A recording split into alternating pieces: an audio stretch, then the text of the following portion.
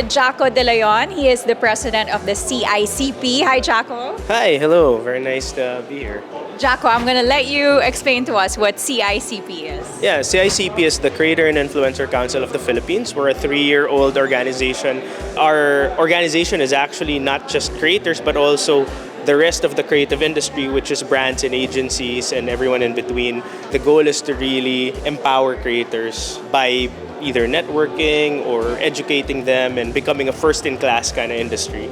And earlier we had an off-camera chat about your experience here so far, being a content creator industry and being exposed to people in that industry. How do you find Digital Pilipinas being a participant here and the panel discussion that you were part of earlier?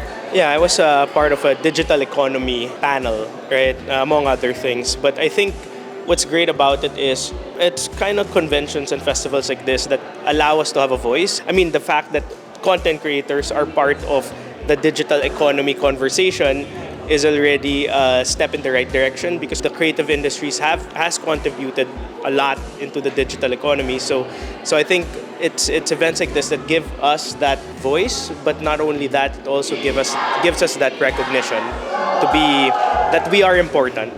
Yeah, we have the Philippines is very known for content creators. I think we have, one of the best and most talented content creators. And speaking of, how did you get into this industry? I believe your father, Joey De Leon, is in the entertainment industry and a creative as well and a talent.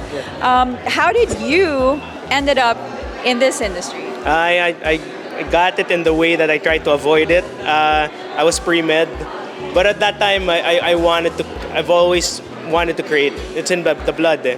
I've been in the industry for 15 years, so I'm old in this industry. I'm an OG in this industry. I started because I just wanted to do what I love and find a way to make a living doing that. And we started with YouTube all those years back. And then I started realizing, there's a lot more like me who just want to put content out there, who just want to create for a living. Then I started talking to these people. Then I started either managing or mentoring a lot of them. And now we have the CICP. When we say content creators and the stuff that people put out there, these creatives, we're thinking YouTube and TikTok and those things. That's what people are more familiar with. What about right now maybe using emerging technologies like blockchain, and are the people in your industry, or at least some of them, exploring that avenue?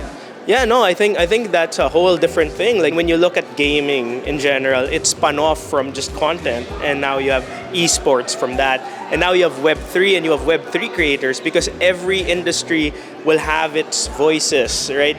And people that are creating content for that industry.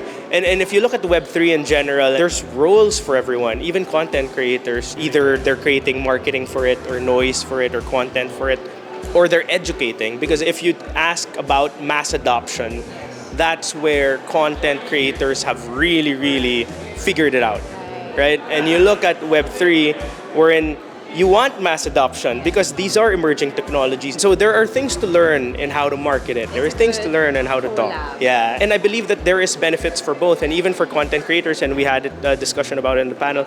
You have content creators that are trying to have different ways of monetizing, different ways of protecting their own identities, their own content, right? And you can only do that with emerging technologies. In fact, we did a MOU signing a while ago because we're also launching this thing called Pamana, which is it's more of a culture tech kind of, I guess, movement or company, right?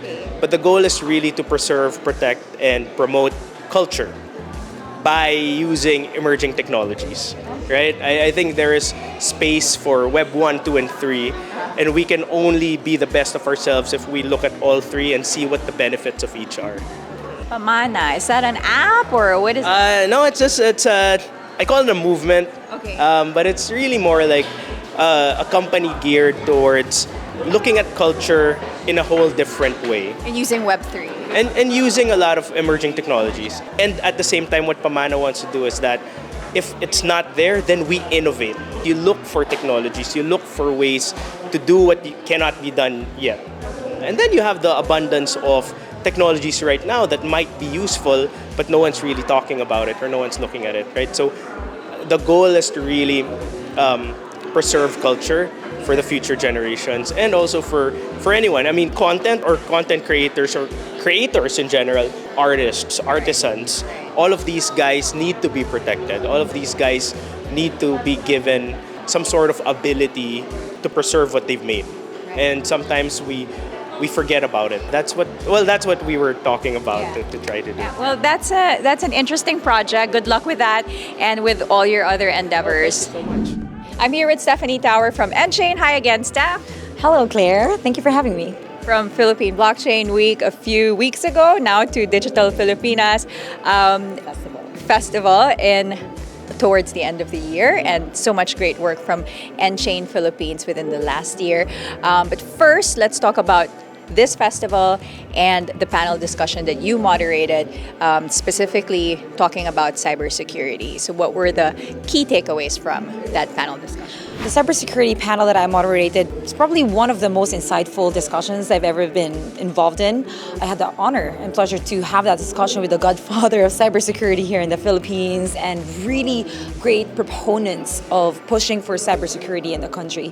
My biggest takeaway is that cybersecurity is just like an afterthought among private entities. It's not even considered as one of the pillars of business operations. Like, we have to allocate budget, find the right person to truly focus on how to secure your business, your operations, your customers. And that also, of course, applies to government entities, government institutions. In fact, the Philippines is the second most hacked country in the world. And when we talk about cyber crimes, by 2025, there's a study that came out in 2020 that it will cost the world 10 trillion US dollars. So imagine if that is a country, it's like the richest country in terms of GDP. So there's really an important attention that we should be giving around cybersecurity. And I think one of the most important things is that it's not a technical issue. It's not the sole responsibility of government to protect our digital world, but it is in fact a personal issue, a human issue. Individuals should undertake any initiatives to ensure that they are protecting themselves, because there are different crimes, different attacks happening in the digital world. So it's a collective participation in order for us as a nation to move forward to digital transformation. And as a representative of nChain, how did blockchain come into play in this conversation? You know, blockchain has so many characteristics that would apply on how cybersecurity would be done in a most effective and more efficient way possible going forward. Right now, in order for a cyber attack to be detected, usually it takes an average of 212 days. And that's a lot of time. It's more than 6 months. But using blockchain solutions, it's possible to do it real time. So it's important for government agencies, private institutions to look into these solutions, powered by blockchain technology, and make sure that, find the right allocation to put the type or create that type of solutions to protect the way they do things or the businesses. Right. So it's like a call to action to really focus on cybersecurity, because it's going to cost companies and even government a lot of money if there's no focus or if they don't even look into it. And blockchain is a good solution. Well, the current mindset right now of most private companies is that they're just doing cybersecurity out of compliance, when it should be one of the pillars of their business or their operations, even from the government perspective. In fact, the government, through the leadership of DICT, they're really putting so much focus on cybersecurity now, because as we move forward to digital transformation, which is the main initiative of the entire administration, digital literacy comes with it, as well as cybersecurity. Exactly. That's a good point right there. Okay, so now what can we expect in the next year from nChain Philippines, and what are you most excited about? Well, there's so many things happening here in the Philippines. To quote our chairman, Stefan Matthews, if you go to this country, you're like a child in a candy store.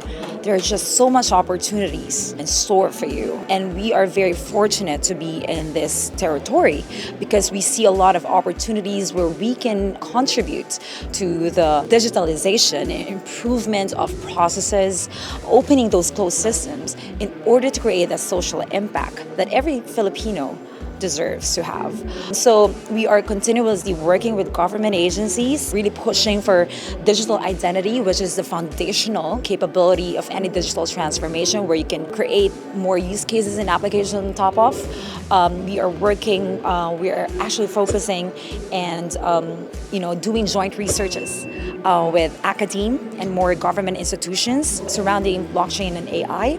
And hopefully through that, we will be more people will be more inspired to create applications and use cases that would benefit the country. Those that impact, let's say, the sector of agriculture and fishery, supply chain, disaster management systems.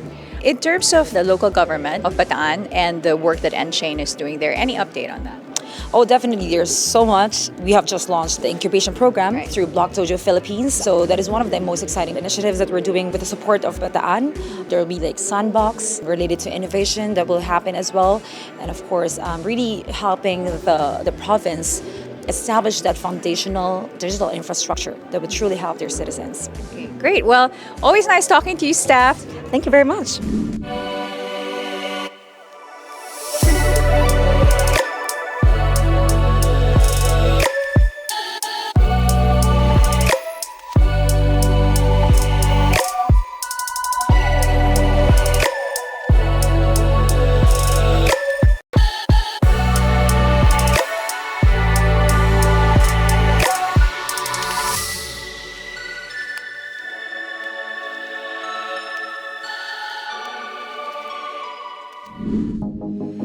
Bitcoin mining, Bitcoin wallet, blockchain, stablecoins, MetaNet, the evolution of money. Everybody is talking about Bitcoin today, but what exactly is it? Learn the basics from experts. Learn what Bitcoin is, how it works, and why it matters. Blockchain 101, your ultimate guide to the fundamentals of blockchain.